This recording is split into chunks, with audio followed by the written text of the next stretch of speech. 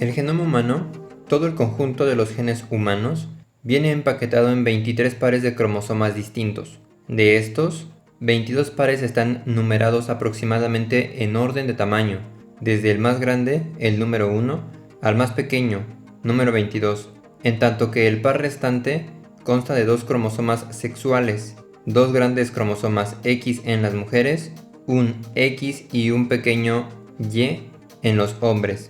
En tamaño, el X se sitúa entre los cromosomas 7 y 8, mientras que el Y es más pequeño.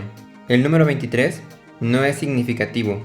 Muchas especies, incluidos nuestros primates más cercanos, entre los simios, tienen más cromosomas y muchas tienen menos. Tampoco los genes de tipo y función similares se agrupan necesariamente en el mismo cromosoma, de modo que hace algunos años, inclinado sobre un ordenador portátil, mientras hablaba con David Haig, un biólogo evolutivo, me quedé un poco sorprendido al oírle decir que el cromosoma 15 era su favorito. Explicó que tiene toda clase de genes dañinos. Nunca antes había pensado que los cromosomas tuvieran personalidades. Son, después de todo, conjuntos de genes puramente arbitrarios. Pero el comentario fortuito de Haig sembró una idea en mi cabeza que no me pude quitar. ¿Por qué no contar por primera vez la historia del genoma humano, que actualmente se está descubriendo en detalle, cromosoma a cromosoma, eligiendo un gen de cada uno para adaptar la historia a medida que se cuenta? Primo Levi hizo algo similar con la tabla periódica de los elementos en sus relatos autobiográficos. Relacionó cada capítulo de su vida con un elemento, uno con el que había tenido algún contacto durante el periodo que estaba describiendo. Comencé a pensar en el genoma humano como un tipo de autobiografía por derecho propio, un archivo escrito en lenguaje genético, de todas las vicisitudes e invenciones que habían caracterizado la historia de nuestra especie y sus ancestros, desde el amanecer mismo de la vida. Hay genes que no han cambiado mucho, desde las primeras criaturas unicelulares que poblaron el lodo primitivo. Hay genes que se desarrollaron cuando nuestros ancestros eran como gusanos. Hay genes que deben haber aparecido por primera vez cuando nuestros antepasados eran peces. Hay genes que existen en su forma actual debido simplemente a las recientes epidemias de enfermedades. Hay genes que pueden utilizarse para escribir la historia de las migraciones humanas de los últimos miles de años, desde hace 4.000 millones de años hasta hace solo algunos cientos. El genoma ha constituido un tipo de autobiografía para nuestra especie, que ha registrado los acontecimientos importantes a medida que ocurrían. Escribí una lista de los 23 cromosomas y al lado de cada uno comencé a enumerar temas de naturaleza humana. Poco a poco y concienzudamente empecé a encontrar genes que eran emblemáticos de mi historia. Las frustraciones eran frecuentes, cuando no podía encontrar un gen apropiado o cuando encontraba un gen ideal y estaba en el cromosoma inadecuado. Existía el enigma de qué hacer en los cromosomas X, E, Y, a los que habían situado después del cromosoma 7, como corresponde al tamaño del cromosoma X. Ahora ya saben por qué el último capítulo de un libro que ostenta en su subtítulo que tiene 23 capítulos se llama capítulo 22. A primera vista, he hecho algo de lo más engañoso. Puede parecer que dejo implícito que en primer lugar aparece el cromosoma 1, lo que no fue así. Puede parecer que insinúo que el cromosoma 11 concierne exclusivamente a la personalidad humana, lo cual no es cierto. Probablemente hay entre 30.000 y 80.000 genes en el genoma humano, en parte porque se han encontrado menos de 8.000, aunque el número crece a razón de varios cientos al mes, y en parte porque la gran mayoría de ellos son aburridos mandos bioquímicos intermedios. Pero lo que puedo ofrecerles es un vistazo coherente del contenido, un corto viaje por algunos de los lugares más interesantes del genoma, y lo que cuentan de nosotros. Porque nosotros, esta generación afortunada, seremos los primeros en leer el libro que constituye el genoma. Poder leer el genoma nos dirá más sobre nuestros orígenes, nuestra evolución, nuestra naturaleza y nuestras mentes, que todos los intentos de la ciencia hasta la fecha. Revolucionará la antropología, la psicología, la medicina, la paleontología y prácticamente todas las demás ciencias. Con esto, no estoy afirmando que todo está en los genes, o que los genes son más importantes que otros factores. Está claro que no, pero son importantes, eso es seguro. Este no es un libro sobre el proyecto del genoma humano, sobre las técnicas de cartografía y secuenciación, sino un libro acerca de lo que este proyecto ha descubierto. El 26 de junio del 2000, los científicos anunciaron que había completamente un borrador preliminar de todo el genoma humano. En solo unos pocos años, hemos pasado de no saber nada acerca de nuestros genes a saberlo todo. Creo sinceramente que estamos viviendo el momento intelectual más grande de la historia, sin excepción. Algunos pueden declarar que el ser humano es algo más que sus genes. No lo niego. Hay mucho más que cada uno de nosotros que un código genético. Pero hasta ahora, los genes humanos eran casi un completo misterio. Nosotros seremos la primera generación en adentrarse en ese misterio. Estamos en la antesala de nuestras grandes respuestas, pero, aún más, de nuevas grandes preguntas.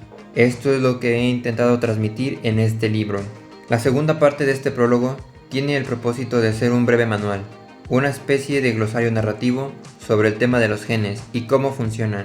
Espero que los lectores le echen un vistazo al principio y vuelvan a él de vez en cuando si se encuentran con términos técnicos que no están explicados. La genética moderna consiste en una jerga de espesura informidable. He tratado por todos los medios de utilizar únicamente los términos técnicos indispensables para este libro, pero algunos son inevitables. El cuerpo humano contiene aproximadamente 100 billones de células, la mayoría de las cuales tiene un diámetro de menos de un décima de milímetro. Dentro de cada célula hay un corpúsculo negro llamado núcleo. Dentro del núcleo se encuentran dos series completas del genoma humano, excepto en los óvulos y en los espermatozoides, que tienen cada uno una copia. Los hematocitos, que no tienen ninguna. Una serie del genoma procede de la madre y otra procede del padre. En principio, cada serie comprende los mismos 30.000 a 80.000 genes en los mismos 23 cromosomas. En la práctica, existen a menudo pequeñas y sutiles diferencias entre las versiones paterna y materna de cada gen. Diferencias que explican, por ejemplo, los ojos azules o castaños. Cuando procreamos, transmitimos una serie completa, pero solo después de intercambiar fragmentos de los cromosomas paternos y maternos en un proceso conocido como recombinación. Imagínense que el genoma es un libro. Hay 23 capítulos llamados cromosomas. Cada capítulo contiene miles de historias llamadas genes. Cada historia está compuesta por párrafos llamados exones, con anuncios intercalados llamados intrones. Cada párrafo está compuesto de palabras llamadas codones.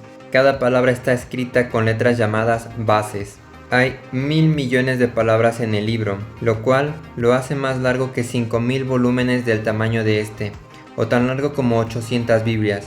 Si les leyera el genoma a un ritmo de una palabra por segundo, durante 8 horas al día, tardaría un siglo en leerlo. Si escribiera el genoma humano una letra por centímetro, mi texto sería tan largo como el Danubio.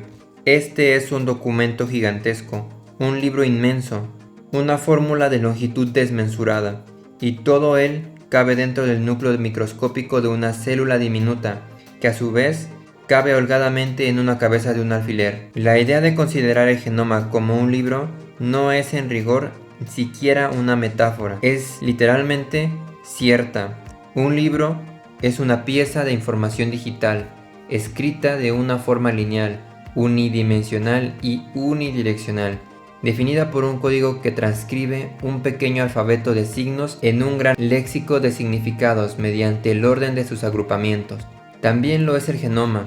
La única dificultad es que todos los libros ingleses se leen de izquierda a derecha, en tanto que algunas partes del genoma se leen de izquierda a derecha y algunas de derecha a izquierda, aunque nunca ambas al mismo tiempo.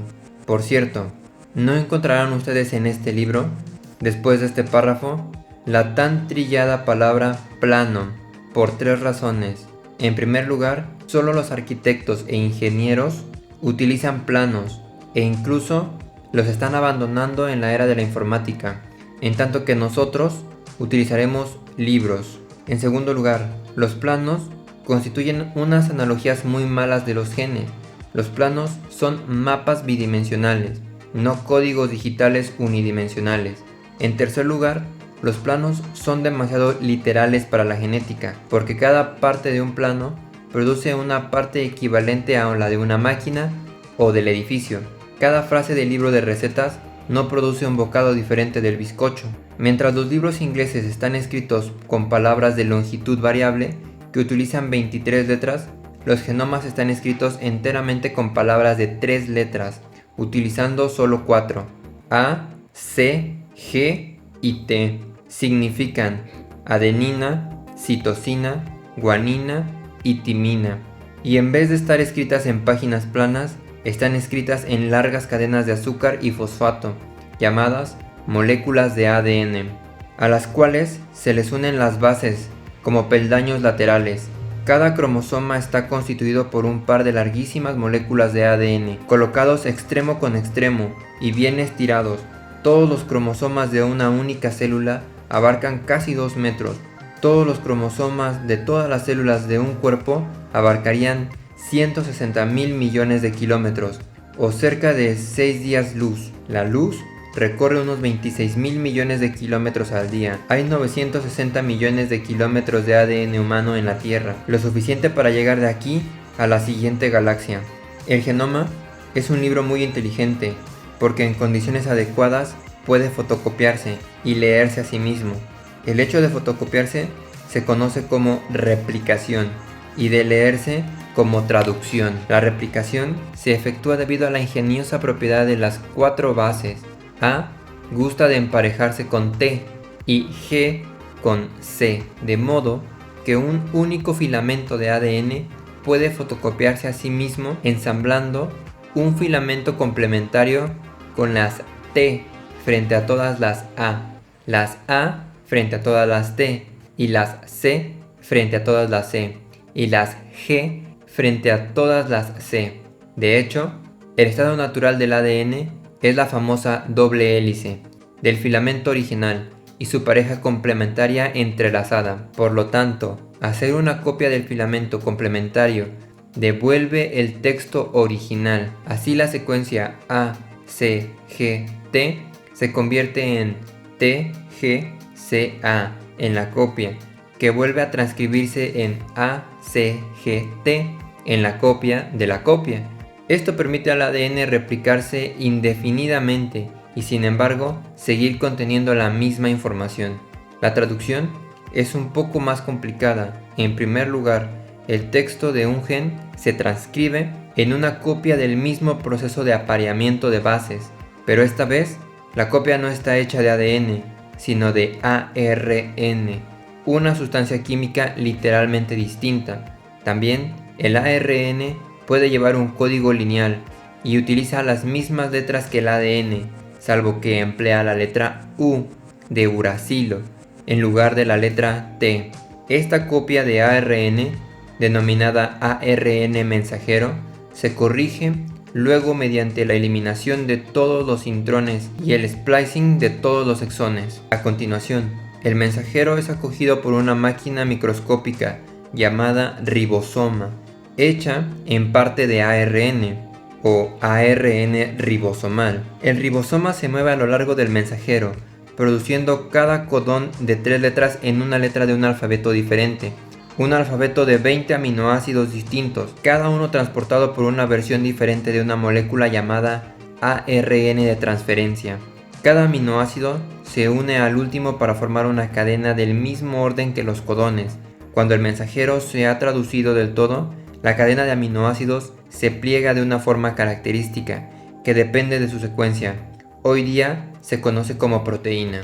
Casi todo lo que hay en el cuerpo, desde el pelo hasta las hormonas, está hecho de proteínas, o bien fabricado por ellas. Cada proteína es un gen traducido. En concreto, las reacciones químicas del cuerpo están catalizadas por proteínas conocidas como enzimas.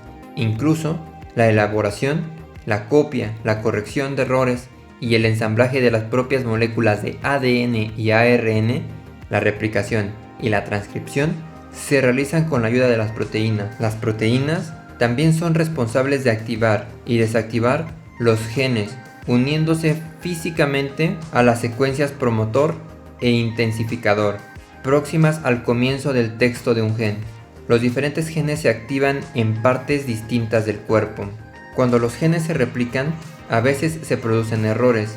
En ocasiones se pasa por alto una letra, una base, o se introduce una equivocada. De vez en cuando se duplican, omiten o invierten fragmentos de párrafos completos. Esto se conoce como mutación. Algunas mutaciones, por ejemplo, no son ni más perjudiciales ni beneficiosas. Si cambian un codón por otro que signifique el mismo aminoácido, hay 64 codones diferentes y solo 20 aminoácidos, de modo que muchas palabras del ADN comparten el mismo significado. Los seres humanos acumulan unas 100 mutaciones por generación, lo cual no puede parecer mucho, teniendo en cuenta que hay más de 1.000.000 de codones del genoma humano. Pero si uno solo está en un lugar inadecuado, puede ser fatal.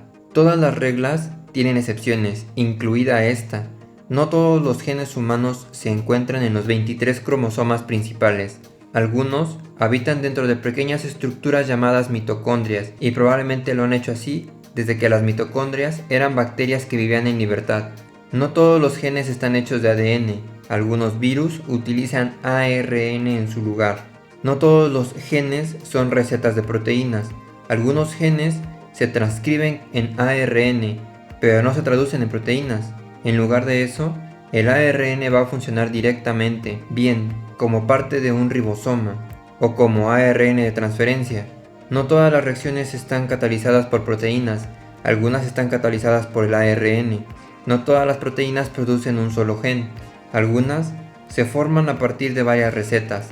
De los 64 codones de las 3 letras, no todos determinan un aminoácido. 3 de ellos inician una orden de stop y finalmente, no todo el ADN está formado por genes.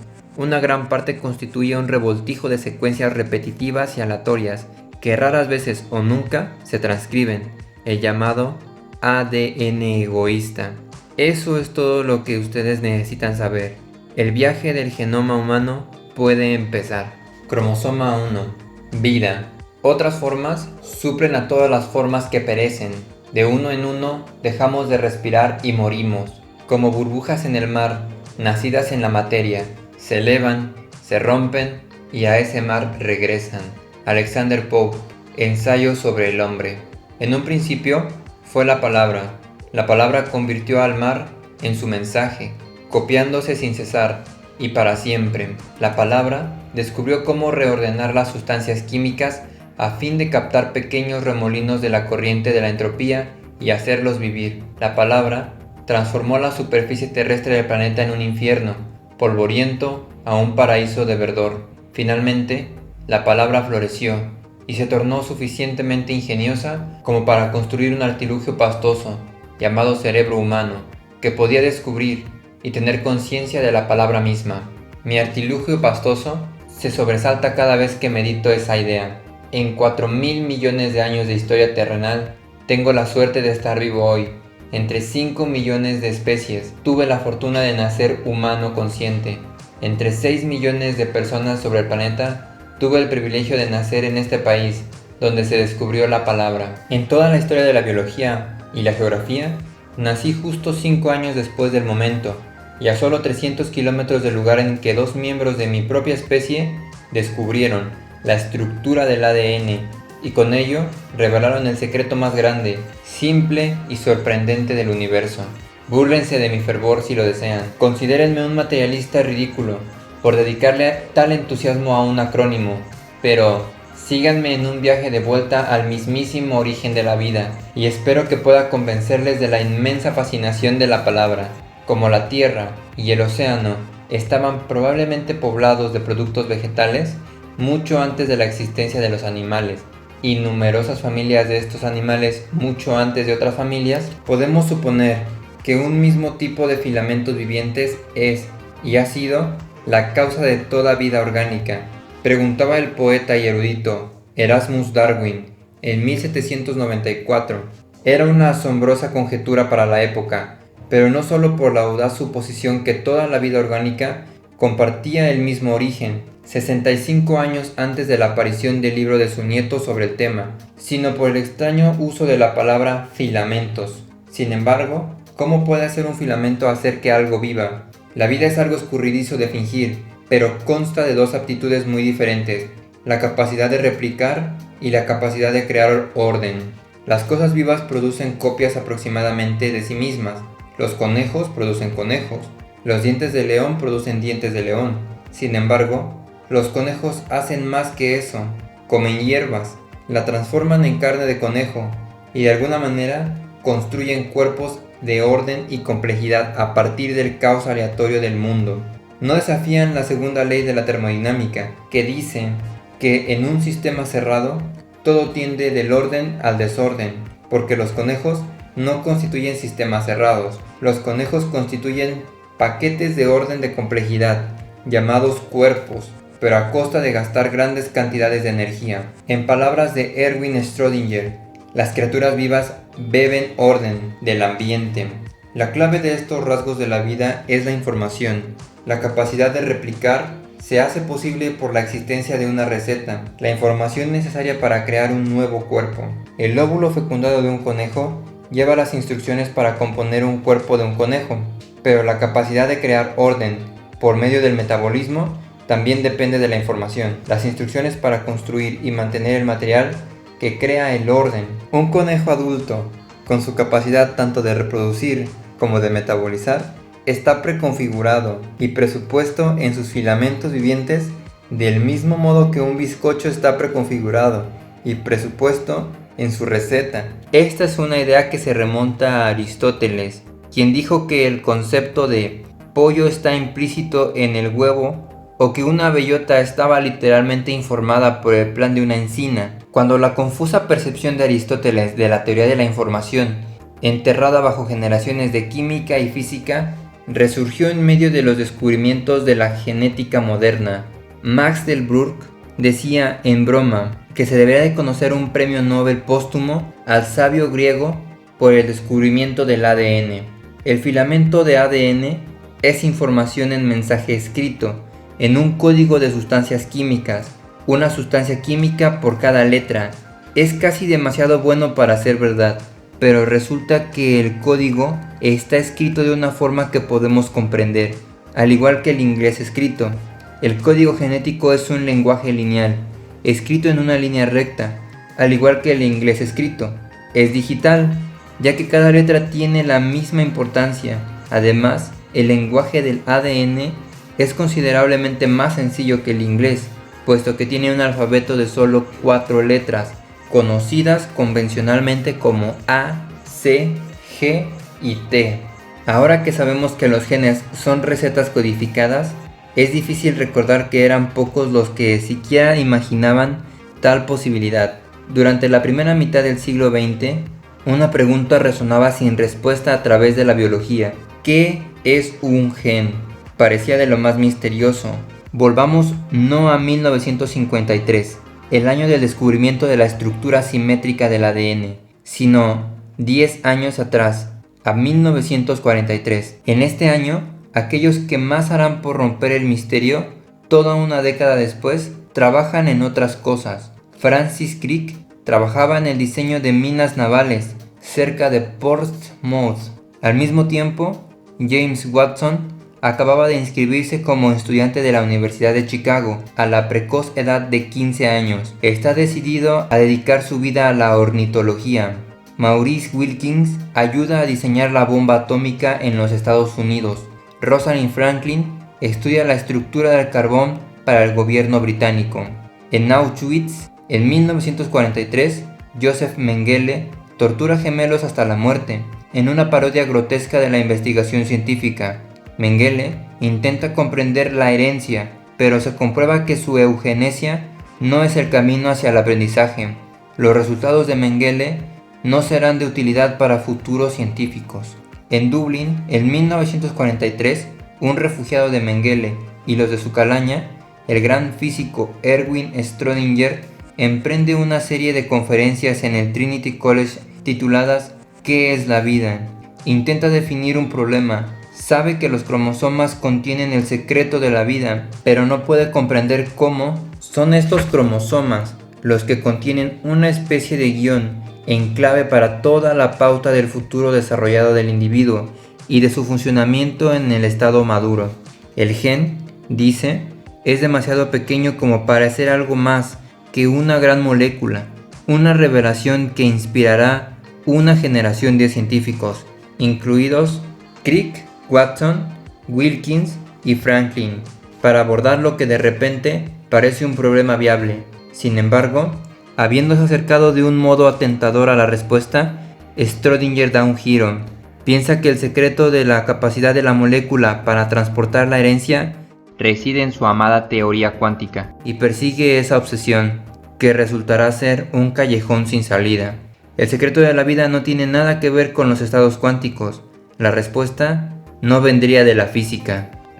En Nueva York, en 1943, un científico canadiense de 66 años, Oswald Avery, está ultimando un experimento que identificará decisivamente el ADN como la manifestación química de la herencia. Ha demostrado en una serie de ingeniosos experimentos que una bacteria de la neumonía puede transformarse en una cepa inocua a una virulenta, absorbiendo simplemente una sencilla solución química.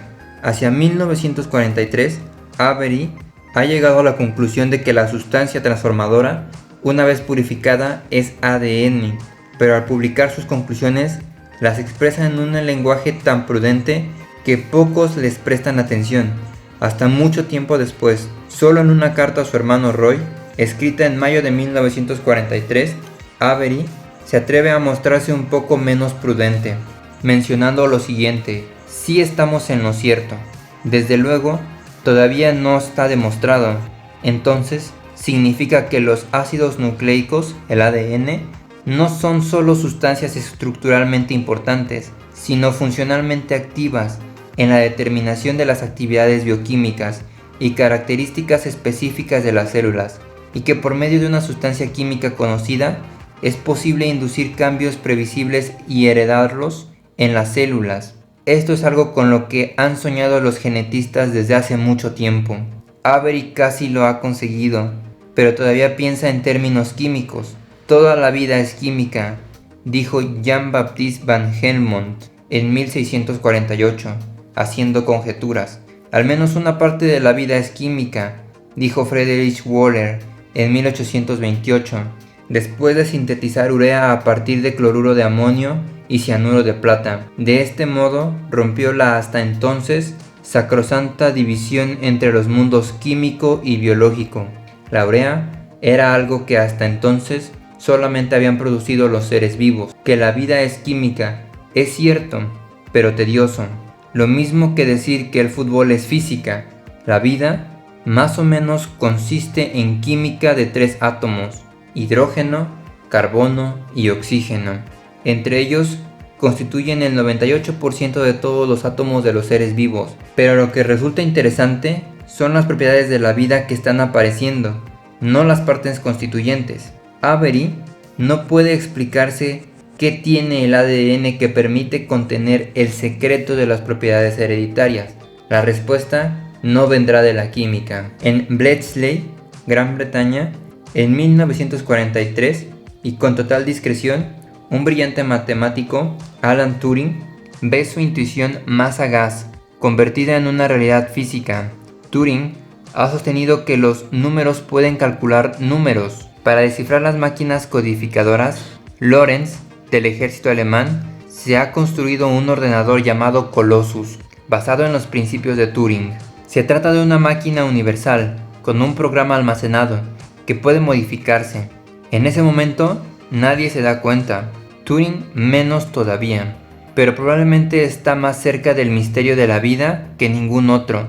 La herencia es un programa almacenado, que se puede modificar. El metabolismo es una máquina universal. La receta que les vincula es un código, un mensaje abstracto que se puede expresar de una forma química, física o incluso inmaterial. Su secreto es que puede hacer que se replique a sí mismo. Todo aquello que pueda usar los recursos del mundo para lograr copias de sí mismo está vivo. Lo más probable es que tal cosa tome la forma de un mensaje digital, un número, un manuscrito o una palabra. En Nueva Jersey, en 1943, un investigador tranquilo y solitario, llamado Claude Shannon, está rumiando la idea que tuvo por primera vez en Princeton, algunos años antes.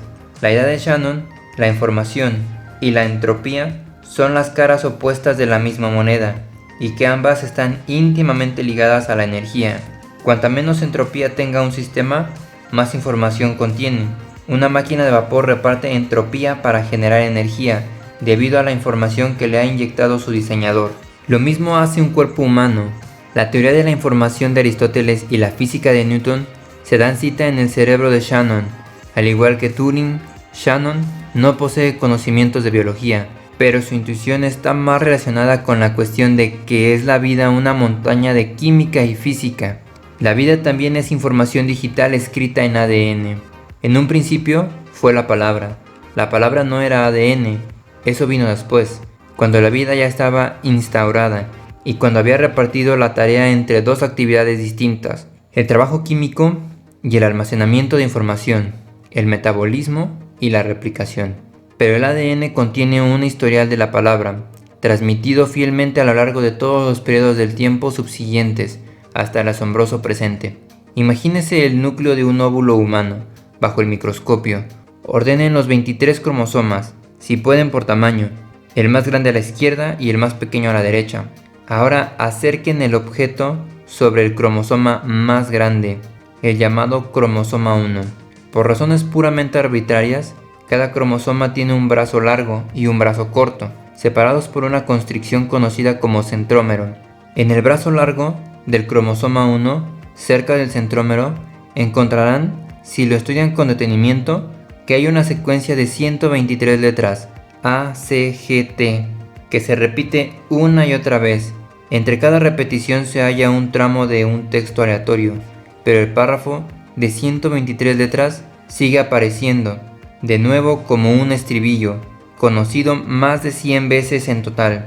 Este corto párrafo es tal vez lo más cercano que podemos obtener de un eco de la palabra original. Este párrafo es un gen pequeño, probablemente el único gen más activo del cuerpo humano. Sus 123 letras están copiándose constantemente en un corto filamento de ARN. La copia se conoce como ARN5S. Se establece con un montón de proteínas y otros ARN, cuidadosamente entrelazados en un ribosoma. Una máquina cuya tarea consiste en traducir las recetas del ADN en proteínas, y son las proteínas las que permiten que el ADN se replique. Parafraseando a Samuel Butler, una proteína no es más que la forma que un gen tiene para producir otro gen, y un gen no es más que la forma que tiene una proteína de producir otra proteína. Los cocineros necesitan recetas, pero las recetas también necesitan cocineros. La vida consiste en la interacción de dos tipos de sustancias químicas, proteínas y ADN. La proteína representa la química, la vida, la respiración, el metabolismo y la conducta, lo que los biólogos llaman fenotipo. El ADN representa la información, la replicación, la procreación, el sexo, lo que los biólogos llaman genotipo. Ninguno puede existir sin el otro. Es el clásico argumento del huevo y la gallina. ¿Qué fue primero, el ADN o la proteína? No puede haber sido el ADN, porque el ADN es un fragmento matemático pasivo e inútil, que no cataliza reacciones químicas. No puede haber sido la proteína, porque la proteína es puramente química, y no tiene una forma conocida de copiarse exactamente a sí misma. Parece imposible que el ADN inventara la proteína o viceversa. Podría haber seguido siendo un enigma extraño y misterioso si la palabra no hubiera dejado una huella de sí misma ligeramente trazada en el filamento. Al igual que ahora sabemos que los huevos aparecieron mucho antes que las gallinas, los antepasados reptiles de todas las aves ponían huevos. También hay pruebas de que el ARN apareció antes que las proteínas. El ARN es una sustancia química que une los dos mundos del ADN y la proteína. Se emplea principalmente en la traducción del mensaje del alfabeto del ADN al alfabeto de las proteínas, pero por la forma en que se conduce, apenas deja lugar a dudas de que es el antecesor de ambos. El ARN es al ADN lo que Grecia fue a Roma, el Homero de su Virgilio. El ARN fue la palabra.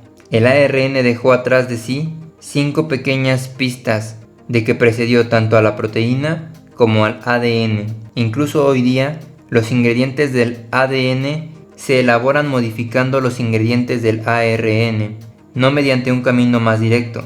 Además, las letras T del ADN se formaron a partir de las letras U del ARN. El funcionamiento de muchas enzimas modernas, aunque están hechas de proteína, depende de pequeñas moléculas de ARN. Asimismo, el ARN, a diferencia del ADN y la proteína, puede copiarse a sí mismo sin ayuda. Darle los ingredientes apropiados y los uniría formando un mensaje. Se mire por donde se mire en la célula, las funciones primitivas y básicas requieren la presencia del ARN. Una enzima dependiente del ARN es la que lleva el mensaje, hecho de ARN del gen. El ribosoma, una máquina que contiene ARN, es el que traduce el mensaje y es una pequeña molécula de ARN la que busca y transporta los aminoácidos para la traducción del mensaje del gen. Pero por encima de todo, el ARN, a diferencia del ADN, puede actuar de catalizador, rompiendo y uniendo otras moléculas, entre las que se encuentran los propios ARN. Puede cortarlas, juntar los extremos, fabricar algunos de los propios componentes básicos y alargar la cadena de ARN. Puede incluso actuar sobre sí mismo, eliminando un fragmento de texto y empalmando de nuevo los extremos libres. Estas notables propiedades del ARN fueron descubiertas a principios de los años 80 por Thomas Sech y Sidney Altman, un hecho que transformó nuestra forma de entender el origen de la vida. Hoy día, parece probable que primero todos los genes del gen UR fuera una combinación de replicador-catalizador, una palabra que utilizaba las sustancias químicas que tenía a su alrededor para duplicarse. Es muy posible que estuviera hecho de ARN, eligiendo reiteradamente moléculas de ARN aleatorias del tubo de ensayo, basadas en su capacidad para catalizar reacciones. Es posible desarrollar ARN catalíticos de la nada, casi para reconstruir el origen de la vida, y uno de los resultados más sorprendentes de estos es que estos ARN sintéticos acaban a menudo con un tramo de texto que reza extraordinariamente igual que la parte del texto de un gen de ARN ribosómico, como el gen 5S del cromosoma 1. Retrocediendo a la época previa de los primeros dinosaurios, los primeros peces, los primeros gusanos, las primeras plantas, los primeros hongos, las primeras bacterias, había un mundo de ARN probablemente en alguna parte de hace 4.000 millones de años, poco antes del comienzo de la existencia del planeta Tierra, y cuando el universo tenía solo la edad de 10.000 millones de años. No sabemos qué aspecto tenían estos riboorganismos, solo podemos imaginar qué hacían para vivir químicamente hablando. No sabemos lo que hubo antes de ellos, podemos estar casi seguros de que una vez existieron debido a los indicios de la función del ARN que hoy día sobreviven en los organismos vivos. Estos riboorganismos tenían un gran problema. El ARN es una sustancia inestable que se descompone en el paso de unas horas. Si estos organismos se hubieran arriesgado a vivir en algún lugar caliente o si hubieran intentado crecer demasiado, se habrían enfrentado a lo que los genetistas llaman una catástrofe por error, un rápido deterioro del mensaje de sus genes. Uno de ellos inventó, a fuerza de errores, una versión nueva y más resistente del ARN, llamada ADN, y un sistema para hacer copias del ARN a partir de ella, incluida una máquina a la que llamaremos protorribosoma. Tenía que trabajar deprisa y con precisión, tenía que unir copias genéticas de 3 letras a la vez, de modo que lo mejor era ser rápida y precisa. Cada grupo de 3 letras venía señalado con una etiqueta para que el protorribosoma lo encontrara con más facilidad, una etiqueta hecha de aminoácidos.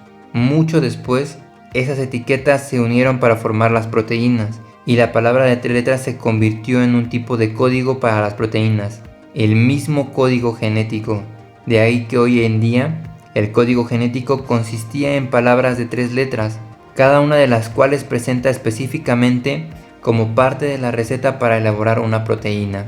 Y de este modo nació una criatura más compleja, que almacenaba su receta genética en el ADN, fabricaba sus máquinas para elaborar proteínas y utilizaba ARN para salvar el vacío entre ellos. Ahora su nombre era Luca, el último ancestro común universal.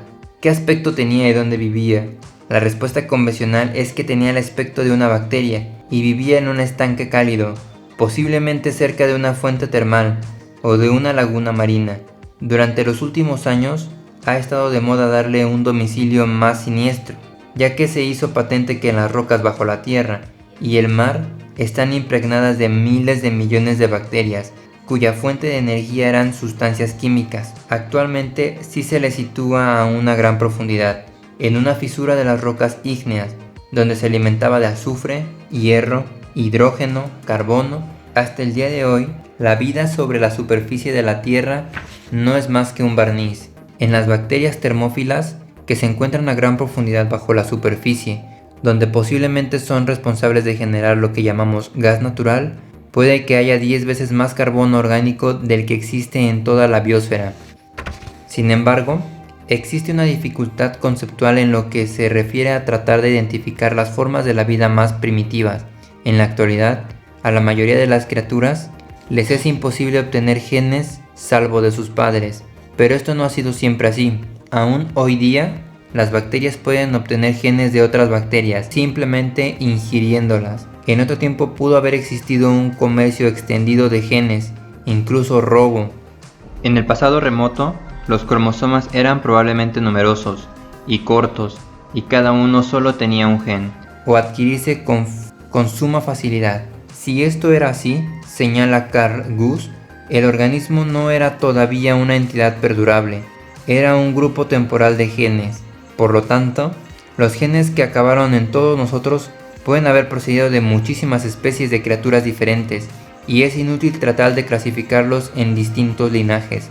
No descendemos del único ancestro Luca, sino de toda la comunidad de organismos genéticos. La vida, dice Guss, tiene una historia física, pero no una historia genealógica. Tal conclusión puede considerarse como un fragmento confuso de la filosofía reconfortable, holística y comunitaria. Todos descendemos de la sociedad, no de una especie individual. O puede verse como una prueba decisiva de la teoría del origen del gen egoísta. En aquellos tiempos, aún más que hoy día, la guerra se sostenía entre los genes, utilizando organismos como carros temporales y formando alianzas que solo eran pasajeras. En la actualidad es más que un juego por equipos, escojan al que más les guste. Incluso, si hubieran muchos Lucas, podemos seguir especulando acerca de dónde vivían y qué hacían para vivir. Aquí es donde surge el segundo problema de las bacterias termófilas. Gracias a un brillante trabajo detectivesco, publicado en 1898 por 3 neozelandeses, podemos vislumbrar súbitamente la posibilidad de que el árbol de la vida, tal como aparece en prácticamente todos los libros de texto, pueda estar al revés. Estos libros afirman que las primeras criaturas eran como las bacterias, simples células con un solo cromosoma circular, y que todos los demás seres vivos aparecieron cuando las bacterias se agruparon para formar células complejas. Es mucho más verosímil que fuera extremadamente a la inversa.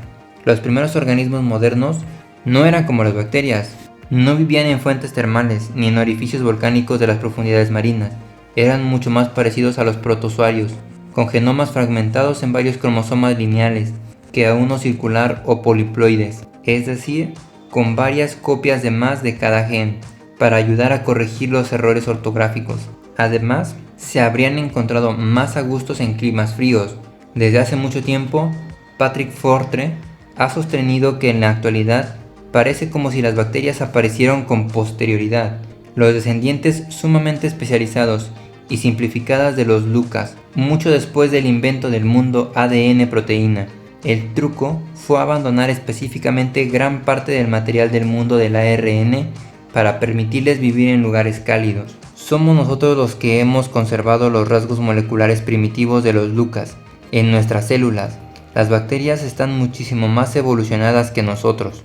Este extraño cuento está respaldado por la existencia de fósiles moleculares, pequeños fragmentos de ARN que merodeaban dentro del núcleo de las células, haciendo cosas tan innecesarias fuera de los genes: ARN guía, ARN en exceso, ARN nuclear pequeño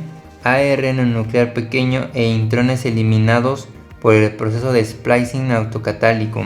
Las bacterias no tienen ninguno de estos, así que el supuesto más sencillo es creer que ellas y que nosotros los inventamos. Se supone que la ciencia, tal vez de un modo sorprendente, considera que las explicaciones sencillas son más probables que las complicadas, a no ser que haya razón para pensar lo contrario. En lógica, el principio se conoce como la navaja de Ockham. Las bacterias abandonaron los viejos ARN cuando invadieron lugares cálidos, como las fuentes termales o las rocas subterráneas, donde las temperaturas pueden alcanzar 170 grados centígrados. Para minimizar los errores causados por el calor, lo mejor era simplificar la maquinaria. Después de abandonar los ARN, las bacterias descubrieron que su nueva maquinaria celular, más eficiente, más capacitada para competir en comunidades ecológicas, tales como las parásitas y carroñeras, donde la velocidad de reproducción constituía una ventaja. Nosotros conservamos esos viejos ARN, reliquias de maquinarias reemplazadas desde hace mucho tiempo, pero nunca desechadas del todo. A diferencia del error tremendamente competitivo de las bacterias, nosotros, es decir, todos los animales, plantas y hongos, nunca nos vimos sometidos a una competencia tan feroz para ser rápidos y sencillos. En cambio, dimos mayor importancia al hecho de ser complicados, de tener tantos genes como fuera posible, antes que una máquina más eficiente para utilizarlos. Las palabras de 3 letras, el código genético, son las mismas en todas las criaturas. CGA significa arginina, GCG significa alanina en los murciélagos, en los escarabajos, las hayas y las bacterias. Incluso significan lo mismo en las denominadas erróneamente arqueobacterias, que habitan a temperaturas muy elevadas, en manantiales sulfurosos, a miles de metros bajo la superficie del océano Atlántico, o en esas cápsulas microscópicas de carácter tortuoso llamados virus. Donde quiera que vayas en el mundo, sea cual sea el animal, planta, bicho o masa amorfa que observes, si está vivo, utilizará el mismo diccionario y conocerá el mismo código. Toda la vida es una. El código genético, con excepción de algunas diminutas aberraciones locales, principalmente en los protozoos, citados por razones inexplicadas, es el mismo en todas las criaturas. Todos utilizamos exactamente el mismo lenguaje. Esto quiere decir, y las personas religiosas podrán encontrar en esto un argumento útil, que solo hubo una creación, un único acontecimiento, cuando nació la vida. Por supuesto, esta vida podría haber nacido en un planeta distinto y haber sido sembrada aquí en una nave espacial, o pudo haber habido incluso miles de tipos de vida al principio, pero solamente sobrevivió Luca en la implacable refriega de la sopa primitiva. Pero hasta que se descifró el código genético en los años 60, no sabíamos lo que ahora, que toda la vida es una, el alga de nuestro primo lejano y el anthrax, uno de nuestros parientes más avanzados. La unidad de la vida es un hecho empírico. Erasmus Darwin se acercó escandalosamente a la verdad. La causa de toda la vida orgánica ha sido uno, y el mismo tipo de filamento viviente. De este modo, se pueden leer verdades sencillas en el libro que es el genoma, la unidad de toda la vida, la primacía del ARN, la química de la primerísima vida en el planeta, el hecho de que grandes criaturas unicelulares fueran probablemente los antepasados de las bacterias y no al revés. No poseemos un registro fósil de cómo era la vida hace 4.000 millones de años, solo tenemos este gran libro de la vida, el genoma. Los genes de las células de nuestro dedo meñique son los descendientes directos de las primeras moléculas replicadoras, por medio de una cadena ininterrumpida de decenas de miles de millones de copias. Hoy día llegan hasta nosotros, portando todavía un mensaje digital que tiene trazas de aquellos primeros combates de la vida. Si el genoma humano nos puede contar cosas acerca de lo que ocurrió en aquella sopa primitiva, nos puede contar mucho más acerca de qué otras cosas sucedieron durante los 4 millones de milenios subsiguientes. Es un registro de nuestra historia escrito en el código de una máquina funcional.